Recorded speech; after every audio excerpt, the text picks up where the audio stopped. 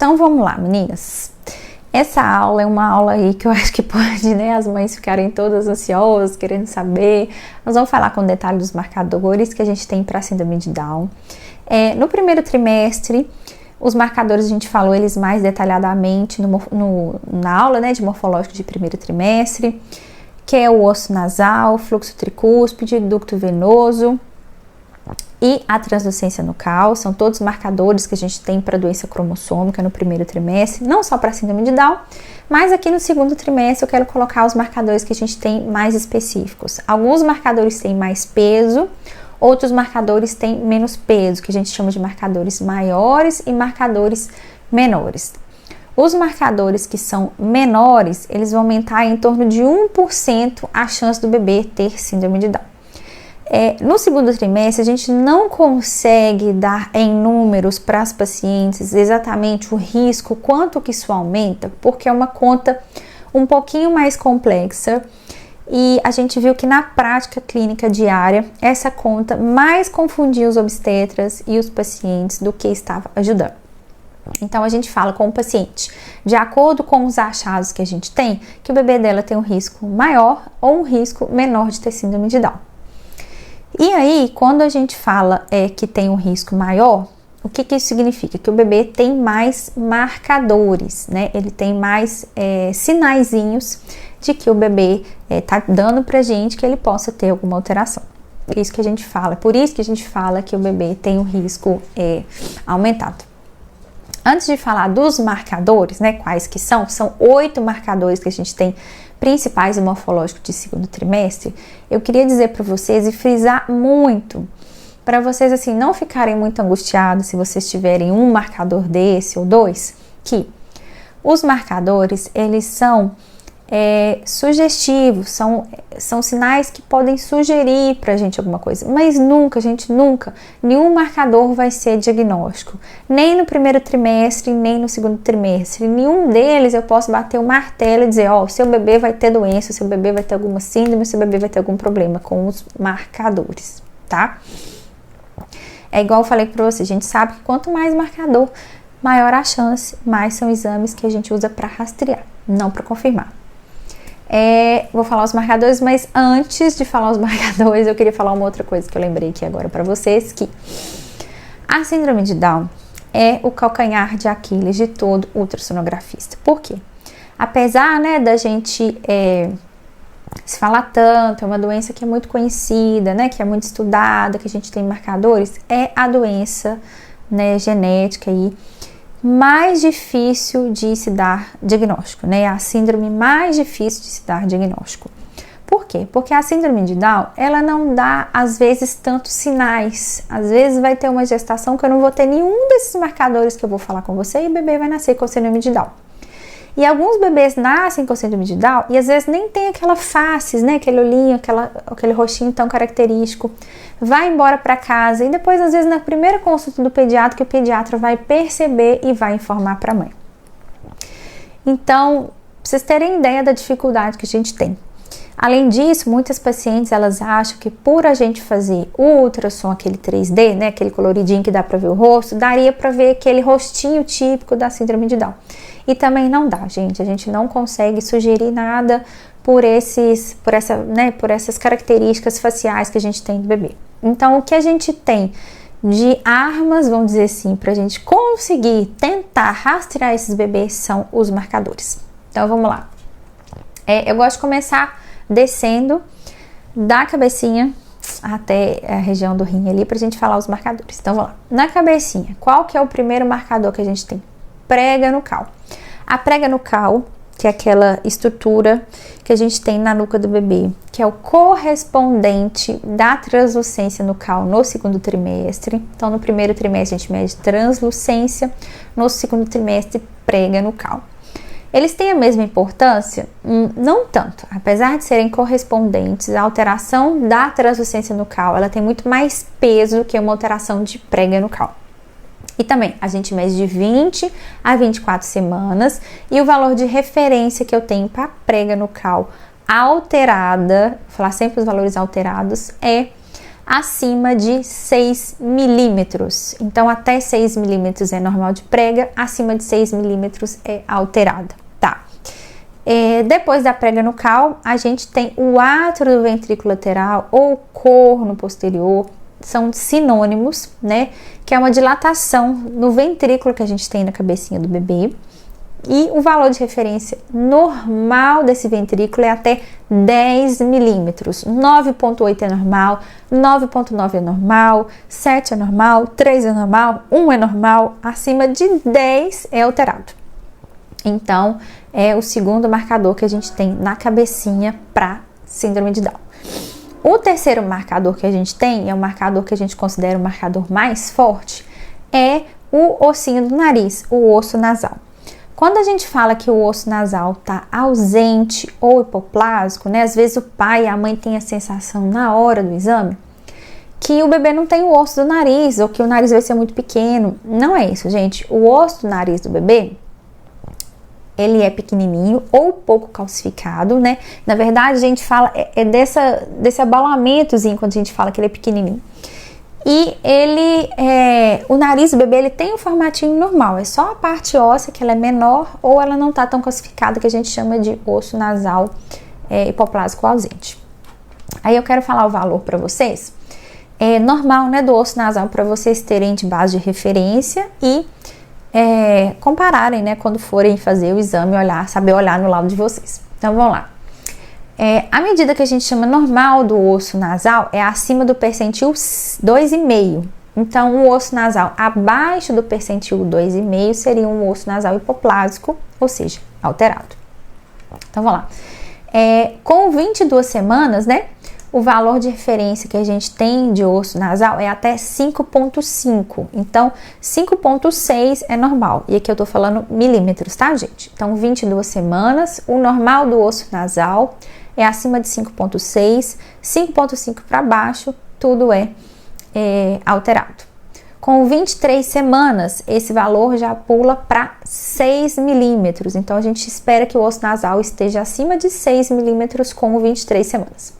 E com 24 semanas, a gente espera um osso nasal normal acima de 6,6 milímetros, tá?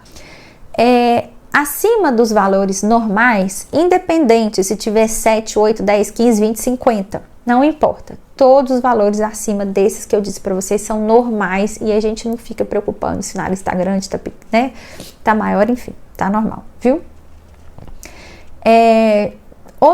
Outra, né, marcador que a gente tem, descendo, né, assim, ainda na cabecinha, né, do bebê, que é o cisto de plexo coroide, que é um marcador que ainda a gente sabe que ele tem uma importância, mas é um marcador menor. É um cistinho que dá dentro do plexo coroide, que é uma estrutura que tem no cérebro do bebê. Esse cistinho, ou cisto em si, ele pode ser múltiplo ou único. Ele não causa, vamos dizer assim, problemas para o cérebro do bebê. Ele é apenas um marcador, né, de doença cromossômica, de síndrome, e que vai aumentar aí, mas sendo como um marcador mais fraco, tá? Então, o cisto também não importa valores, a gente não fica medindo para dizer que se o cisto tá grande, pequeno, se ele é o marcador mais importante ou menos pelo tamanho do cisto, nem pela quantidade do cisto. Se o bebê tem um cisto, ou 2 cistos, ou 3 cistos, não vai aumentar o risco, é a mesma coisa. No coraçãozinho do bebê, a gente tem um outro marcador que a gente chama de foco ecogênico ou golf ball. Vocês vão ver muito aí na internet mais o nome de golf ball, mas a gente tem a tendência de escrever nos laudos mais foco ecogênico. Antigamente, a gente tinha uma relação maior, a gente tendia a afirmar mais que o bebê que tinha foco ecogênico tinha um risco maior de ter síndrome de Down. O que acontece? A gente sabe que os bebês que têm síndrome de Down, eles têm uma maior frequência de foco ecogênico, mas a relação inversa não é verdade. O foco ecogênico, ela é uma calcificação que pode dar no ventrículo direito, no ventrículo esquerdo, né, no músculo papilar das válvulas mitral e tricúspide, mas o foco ecogênico ou o Golf Ball, ele não traz nenhum prejuízo para o bebê. Ele não precisa ser acompanhado, ele não precisa ser mensurado, medido. E o bebê depois que nasce não precisa fazer ultrassom para acompanhar esse Golf Ball. O bebê vai tudo normal. Eu falo que casa, vai para faculdade, tem filhos, o Golf Ball não atrapalha, tá? Então, se o bebê, às vezes você faz um exame que é muito frequente, gente, isso é muito frequente da gente ver, tá tudo normal, e tem só o foco ecogênico, só o Golf Ball, provavelmente a gente, praticamente descarta a possibilidade de síndrome só por causa desse achado. A gente tende a chamar hoje o foco ecogênico de variação da normalidade. Eu brinco com as minhas pacientes, do consultório, que é como ter orelha de abano, É normal, só que é diferente. Então, o Golf Ball é um marcador mais fraco. A gente sabe que se ele vier associado, o bebê tiver todos os outros marcadores e ele, é claro que ele entra como marcador adicional, mas isolado, a gente praticamente não dá bola para esse Golf Ball, tá? Então, se você teve o Golf Ball, não perca sua noite de sono só por causa dele. Além disso, do coraçãozinho, a gente tem no intestino do bebê, que a gente chama de intestino hiperecogênico. Não é um problema estrutural do intestino, não é um problema funcional do intestino. A gente sabe que o intestino do bebê ele fica mais branquinho. Tudo no ultrassom que é mais branco, a gente chama de ecogênico ou hiperecogênico. E tudo que é mais escuro, a gente chama de hipoecogênico ou anecoico. Então, o intestino hiperecogênico quer dizer que ele é mais branquinho. Então, depois do intestino hiperecogênico, que é aquele intestino mais branquinho, que também é um marcador fraco para a síndrome de Down, a gente tem a dilatação de pelve renal. A dilatação de pelve renal, o que é isso?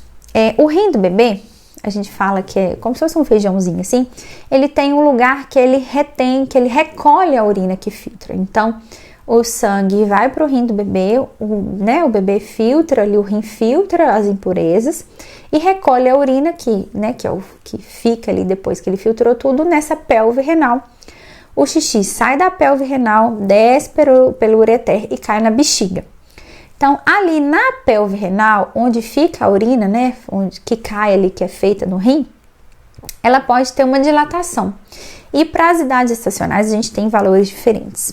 No morfológico, vou falar aqui do morfológico, especificamente, que é onde vai ver os marcadores da síndrome de Down no segundo trimestre, tem algumas escolas, alguns estudos, que usam o valor de referência de normalidade até 4 milímetros e outras de normalidade até 5 milímetros. Então, se a sua medida deu ali entre 4 e 5, fica mais tranquila, mais relaxada. A gente sabe que essa dilatação de pelve renal é outra situação muito comum da gente ver na gestação e que muitas vezes vai se resolver sozinha e o bebê também não vai ter problema nenhum. Ela também é mais comum no sexo masculino, independente do bebê ter algum risco ou não de ter alguma síndrome. Agora, se essa dilatação está muito maior que 5, 6, 7, aí sim a gente começa a dar mais importância para ela. Também como um marcador fraco, mas também como sinal de alguma obstrução renal. Então, a dilatação da pelve renal, algumas escolas, valor de 4 normal, outras até 5 normal, acima de 5 alterado para todo mundo e também é um marcador fraco de síndrome de Down, tá bom?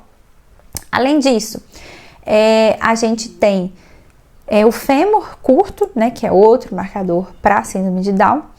E o fêmur curto, a gente considera ele quando é abaixo do percentil 5. Como eu falei para vocês na aula de morfológico de segundo trimestre, quando a gente vai falar que um fêmur é curto do bebê, a gente tem que olhar para o pai e para a mãe também. Porque o pai e a mãe é pequenininho, A mãe tem 1,53 m, o pai tem 1,65 m. Aí a mãe fala, minha mãe é pequenininha, minha irmã é pequenininha, eu já tive um bebê que era pequenininho. Todo mundo da família é pequenininho de um lado ou dos dois lados. Então, a gente tem que pesar isso tudo na hora que a gente vai, falar com a mãe que aquele fêmur curto realmente pode aumentar o risco do bebê dela ter síndrome de Down.